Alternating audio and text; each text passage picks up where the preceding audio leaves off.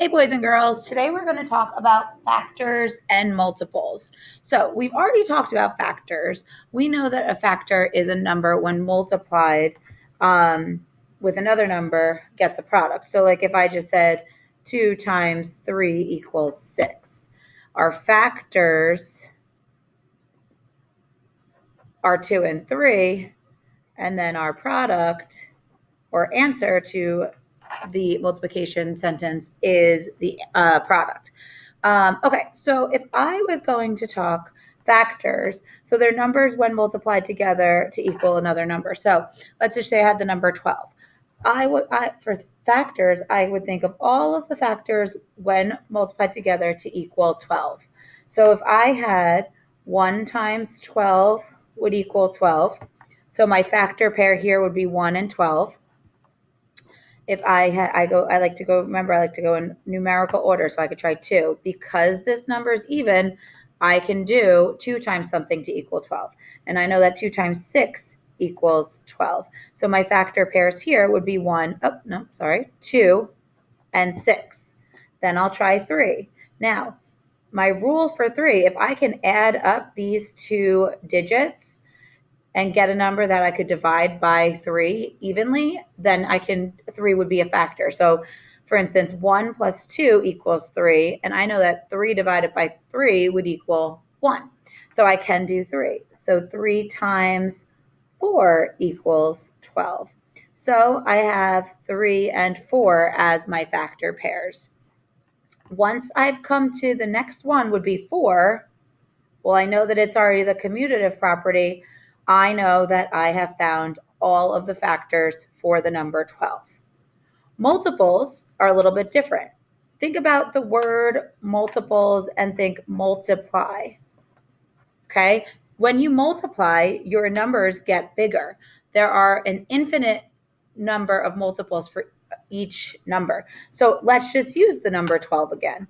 So instead of thinking of factors when you multiply together to get the number 12, we're thinking multiples and we're going on and on and on forever, and we're just skip counting. So the first multiple of 12 would be 12 because you could think 12 times 1.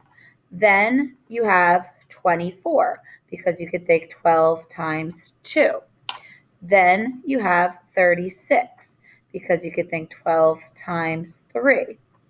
Then 48, 12 times 4. And the list goes on and on and on forever. Because when you multiply something, your numbers get bigger. So when you have multiples, your numbers keep going on and on and on forever and ever. Okay? So that's the difference between factors and our factor pairs and multiples. If I was thinking, let's find factors for the number, let's do 5.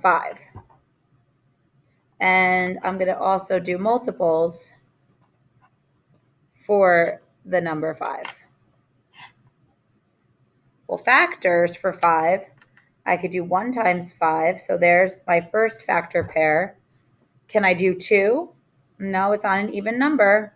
3, I can't do 5 divided by 3. 4, no. 5 times 1. So this is all of the factors for the number 5.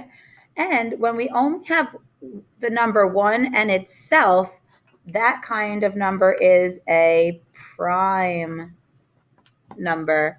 So the number 5 is a prime number. The number 12, we found a lot more factors, so that was composite. And let's list out some of the multiples. Now, you're not going to continue on and on and on because multiples go on forever and ever and ever. But I would start out 5 because 5 times 1, 10, 15, 20, 25, 30, and so on, right? It goes on forever and ever and ever.